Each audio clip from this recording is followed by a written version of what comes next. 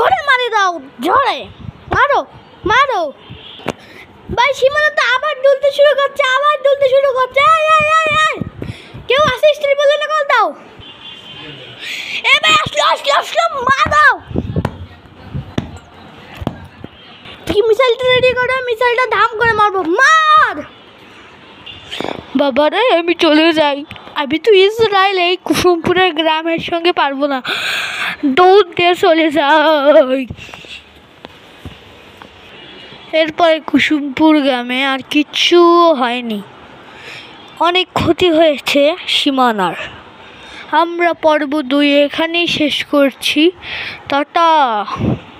আপনাদের সবাইকে ছেড়ে আমরা 2-4 দিনের জন্য কোথাও ঘুরতে যাব, তাই জন্য ভিডিও দিতে লেট হবে।